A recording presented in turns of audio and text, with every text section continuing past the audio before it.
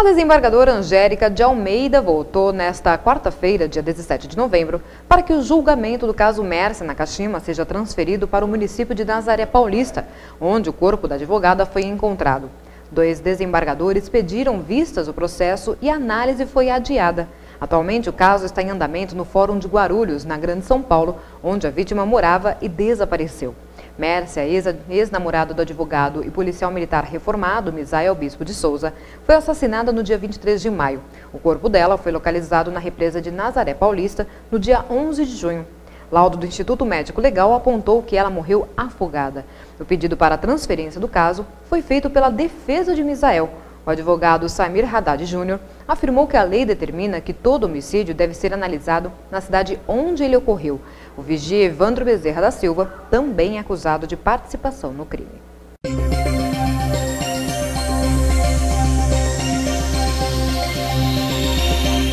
O empresário Silvio Santos deve contratar uma empresa internacional de investigação para, de acordo com o executivo do grupo, descobrir em detalhes e por conta própria o que ocorreu no Banco Pan-Americano.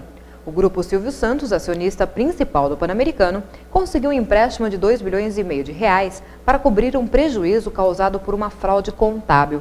O Banco Central descobriu que o Pan-Americano vendeu carteiras de crédito para outras instituições financeiras, mas continuou contabilizando esses recursos como parte de seu patrimônio.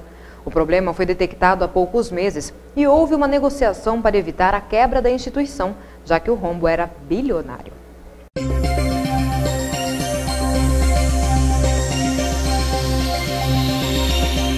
Na próxima terça-feira, dia 23 de novembro, Pindamonhangaba será a sede para a primeira reunião mundial dos trabalhadores do Grupo Tenares no Brasil. Após o Sindicato dos Metalúrgicos de Pinda participar de reuniões na Argentina, Canadá e Itália, chegou a vez do Brasil ser o ponto de encontro de representantes de 6 países, que vão debater durante 3 dias os problemas encontrados no Grupo Tenares, da qual pertencem a Confab, a Socoterm, entre outras empresas. O evento ocorre entre os dias 23 e 25 de novembro no Colonial Plaza Hotel e com visita à fábrica Tenares Confab, que emprega mais de 900 trabalhadores no bairro Cidade Nova. Ao todo, as empresas do grupo reúnem 2.129 trabalhadores em Pindamonhangaba.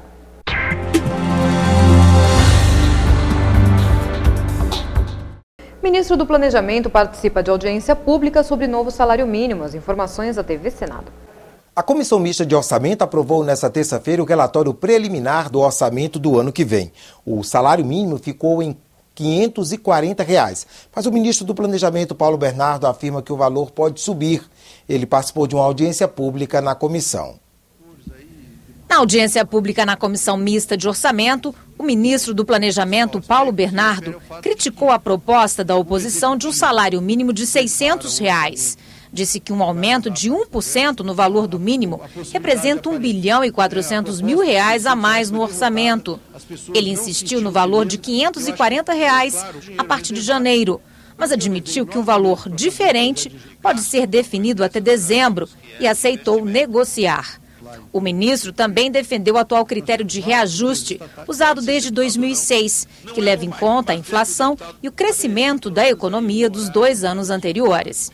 Nós temos que resolver isso até meados de dezembro, fazer as contas direitinho. E eu acho que o importante sobre o salário mínimo é que nós temos um critério que está funcionando bem.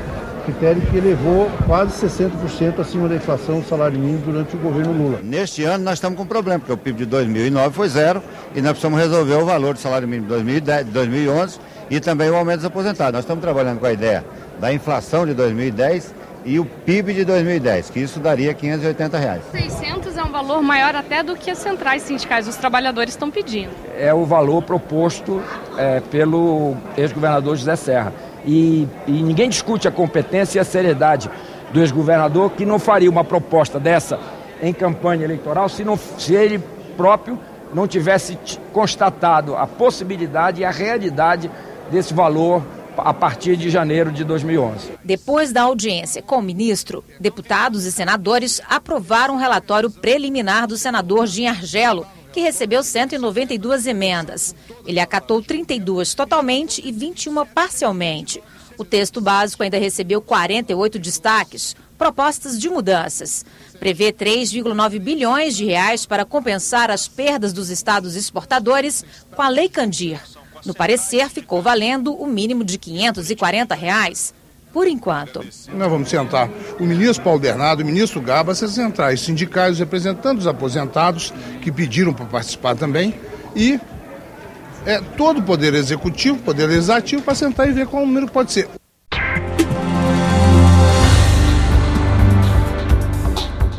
Um levantamento feito pela subseção do DIEESE do Sindicato dos Metalúrgicos de Taubaté e região, cerca de R$ 153 milhões devem ser injetados na economia da cidade.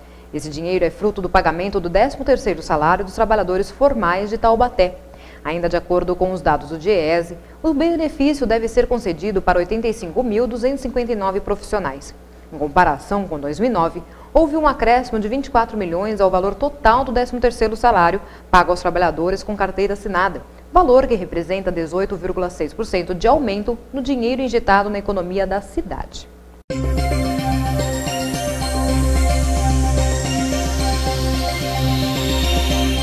A taxa média mensal de juros cobrada em operações de crédito para pessoa física no país caiu pelo 4º mês seguido, para 6,69% em outubro, a menor taxa média da série histórica iniciada em janeiro de 95.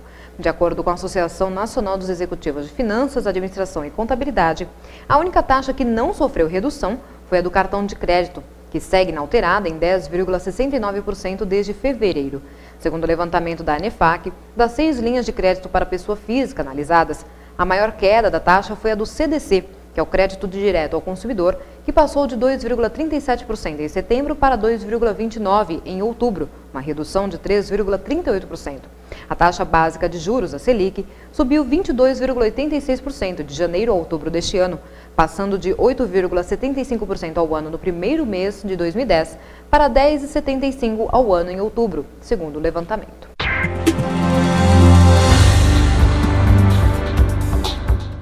Ministro da Educação explica falha no Enem. As informações da TV Senado. Nenhum sistema dessa proporção está imune a problemas técnicos. Pode ser falha humana, pode ser um evento da natureza. Pode ser uma combinação das duas coisas, inclusive. O que eu quero dizer é que nós temos algumas instituições importantes no Brasil. Nós temos um parque gráfico importante. E nós não podemos colocar, na minha opinião, a reputação dessas empresas em dúvida em função de um equívoco. Haddad defendeu que as provas do Enem sejam aplicadas mais de uma vez por ano. O que é desejável fazer é mais de uma edição por ano para que se diluam os riscos, se aumentem as oportunidades, o aluno poder fazer mais de um exame por ano vai ser bom, vai gerar menos angústia e tudo mais, e além disso vai permitir que outras instituições se habilitem a participar e colaborar com o INEP para a sua realização.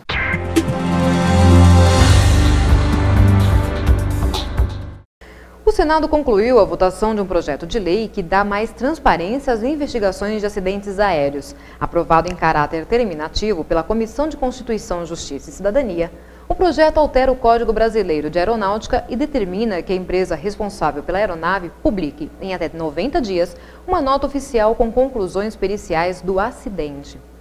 O projeto prevê ainda que, caso não haja laudo definitivo em 90 dias, a empresa responsável deve publicar relatório de 30 em 30 dias com informações sobre o andamento das investigações, os depoimentos prestados por autoridades durante a investigação e as conversas ocorridas na cabine do avião, no entanto, continuam com o sigilo assegurado.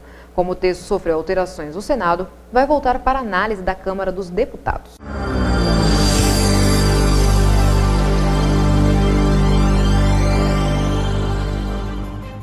Em instantes você confere, correção do aluguel pode chegar a até 10% em 2011.